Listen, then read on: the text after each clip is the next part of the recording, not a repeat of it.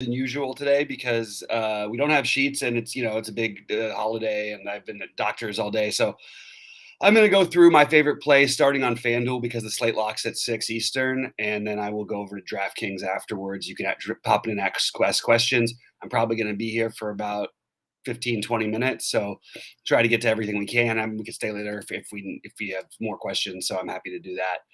But I hope you're all having a great MLK Day. It's actually a holiday that I support, and I'm glad. I hope most people have the day off. I did obviously schedule some doctor stuff today because I wanted to take advantage of what I thought would initially, like, for some reason I didn't forgot about the giant MLK slate basketball days, so I just didn't get to it. So sorry about that. But anyway, let's jump into the slate on FanDuel. I do think it's a very different slate with the Milwaukee Atlanta game there.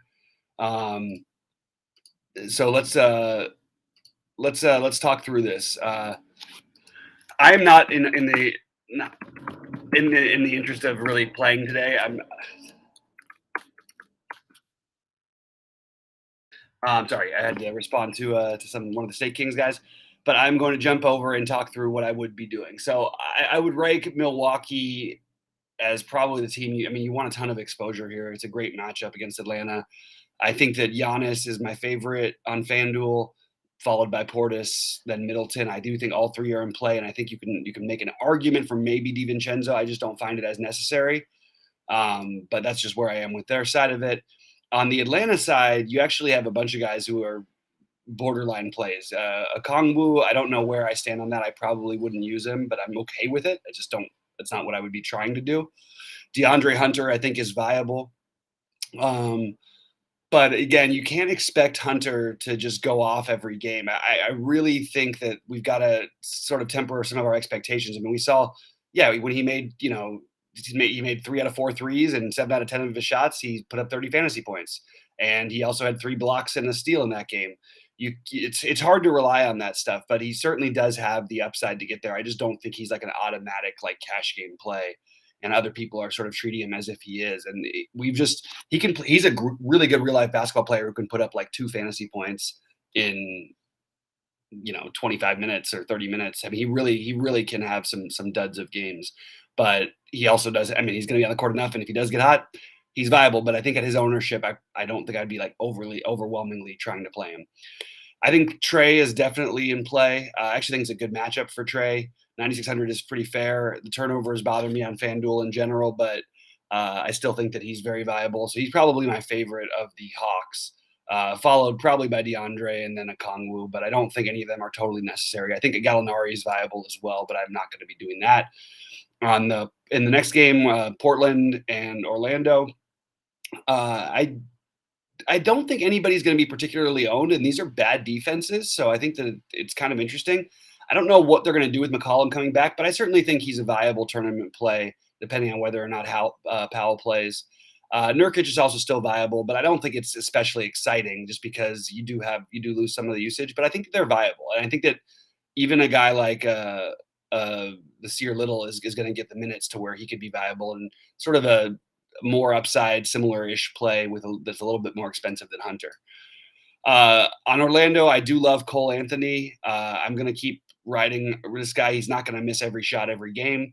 I still think Wagner is fairly priced, and I think Okiki is viable, but I'm not especially excited about any of that. I think that Anthony and Wagner are my two favorites.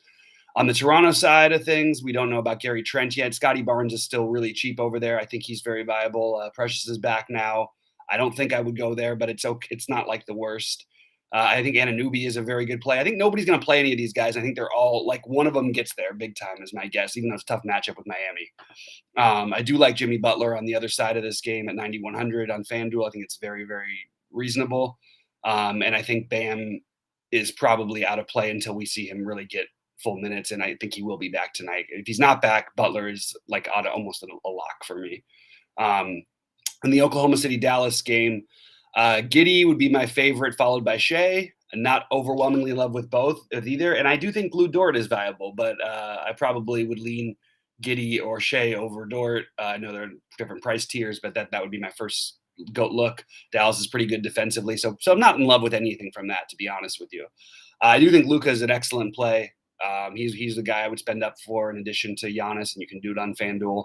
There's enough value, and there probably will be more by the time the slate actually locks. And then, of course, there's going to be the after lock shenanigans that always seem to happen. But I think Luka is the only guy I'm particularly interested in. I think Jalen Brunson is going to be fairly owned, and I would probably fade that at 6,500.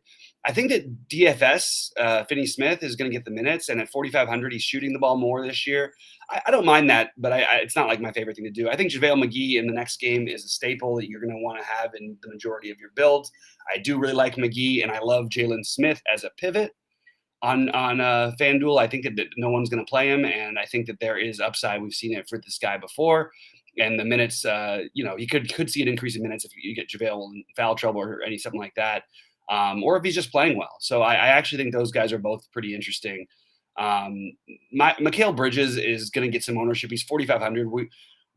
I think he's fine. I would rank my Phoenix Suns interest McGee, Booker on FanDuel, Paul, Bridges, Payne in that order. But I don't think that it's like again, we get the same thing with Mikal Bridges. It's like playing DeAndre Hunter, but you have probably a little more upside and you have more minutes.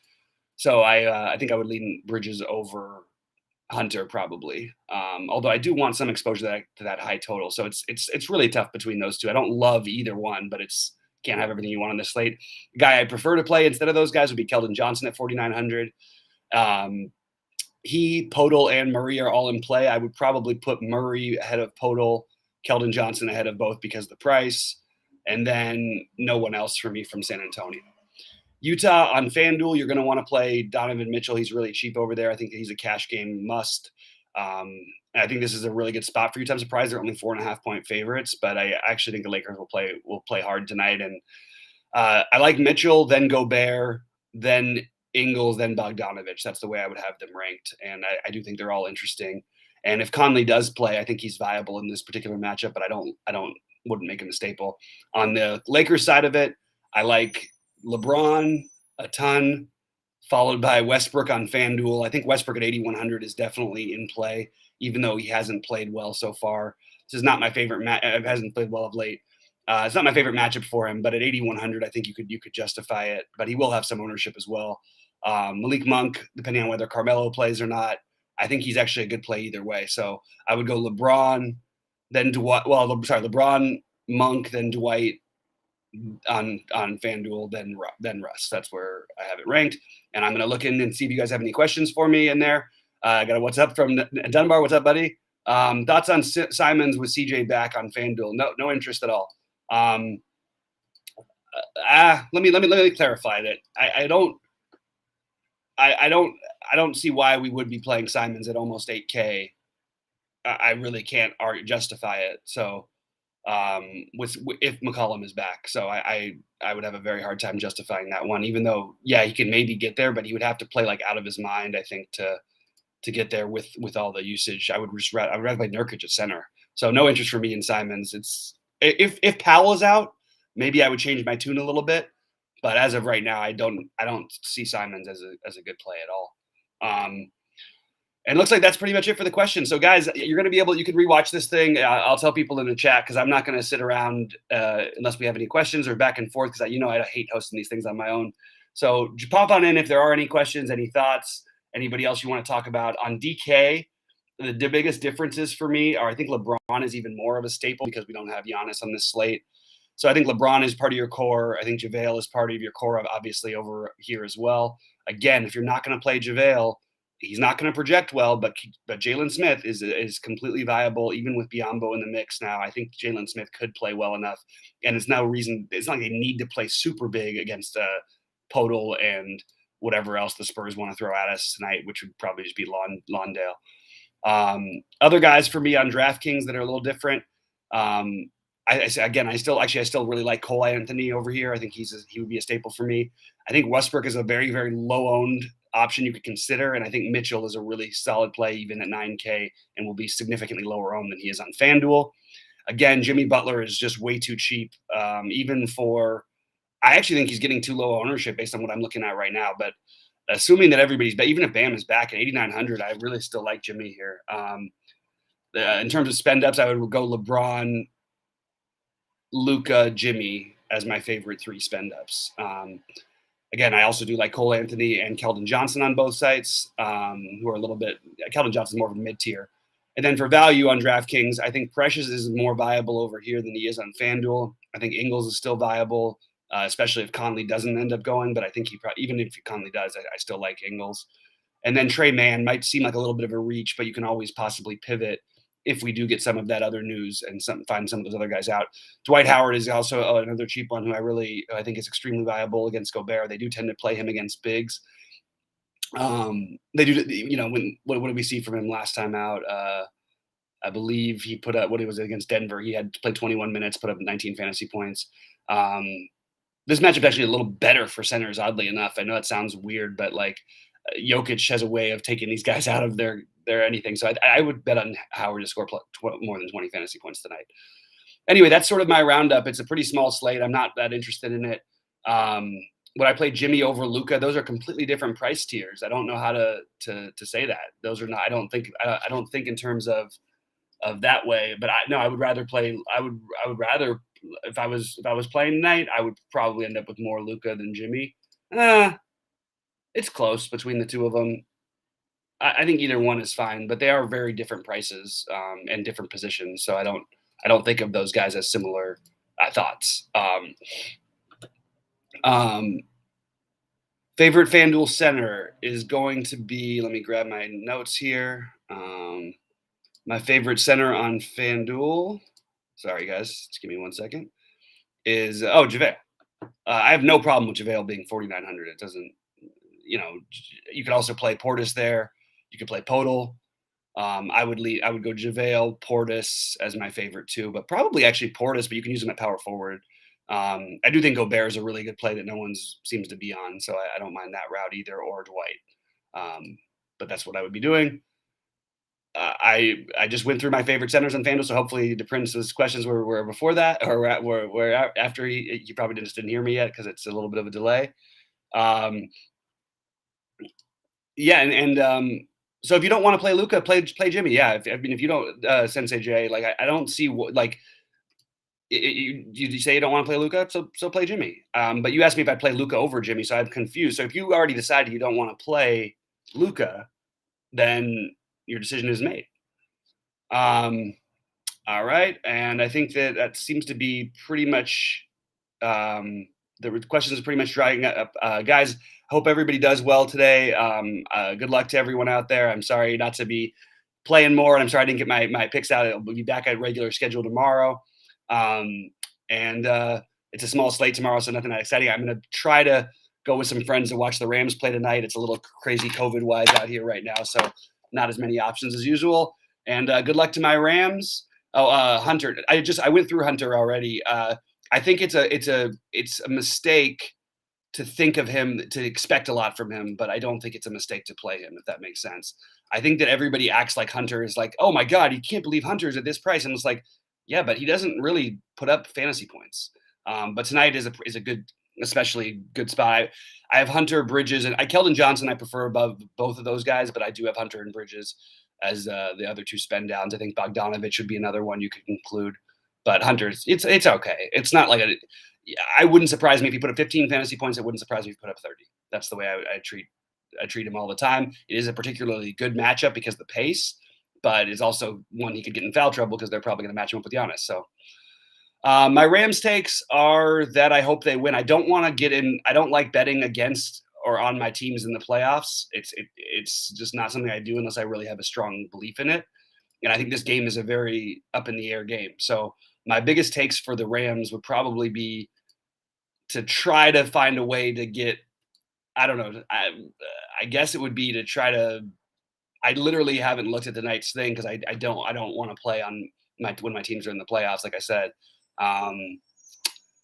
Yeah, I guess it would probably, I mean, I think Jefferson will be the lowest owned of the receivers. You could use him. I do like Higbee. Against the Rams, I would be looking for, if Connor is in full go, I would be looking at Connor. That's probably what I would do. I don't have any like really hot takes. I do think I don't know what the ownership's going to be like on guys like Wesley, but I think he's interesting for Arizona, I would try to stay away from whoever we think, which will probably be Kirk, um, followed by Ramsey. But I think AJ Green will end up with some Kirk as well. So I would probably be looking for a guy like Wesley or Ertz as my main exposure to the Arizona side of things. Um, do I have to? You have to run back with a Laker if you're playing Utah. I don't know. Oh, so what? So specify what? How many? Who are you playing? No prop bets for tonight for me of any kind. I'm not. I'm staying away from it. There's too many. There's so much information and news that's probably going to come out that could end up adjusting things. And I'm just staying away from all of it tonight. I want to watch the Rams. I want to have a nice easy day. I already have had a little bit of an illness, so I've been at the doctor, and I'm just trying to take it easy. Um, do I have to run back with the Lakers? So I don't know how many Utah guys you're playing. That's a really hard question to answer without knowing that. So how many guys from Utah do you want to play? But you should be playing LeBron anyway. LeBron would be the. I mean, I mentioned the other guys, but LeBron is a fantastic play on both sites. I actually think LeBron is probably a better spend up than the other guys. I didn't include him for some reason when I said it before because I was looking at my different notes between DraftKings and FanDuel. And he's a little better of a play on DraftKings, but he's a completely viable and to play alongside Giannis, and he's going to be really popular and chalky. And I think I actually would have him play him ahead of Luka. So that's where I would stand on that one. If you do play Lakers, that would be my first guy. But I think you can play all the guys I mentioned. I mean, I went through the Lakers already. Mitchell and Gobert. So yeah, you can play any of the ones I already talked about. I like LeBron, Monk, then Westbrook on FanDuel and Dwight Howard. All of them. But I guess if you're playing Gobert, you can't play Dwight Howard. That's fine. Anyway, guys, I appreciate you guys all being here. Sorry, I'm not in like the better space for all this stuff. I just had a rough day. And I hope you all do really well tonight. I will be in Discord if things pop up, and I will answer if things are addressed towards me.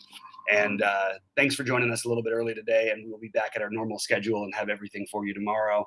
Also, should be talking a little bit more about We're working on developing the with Evan, who was on our football show yesterday.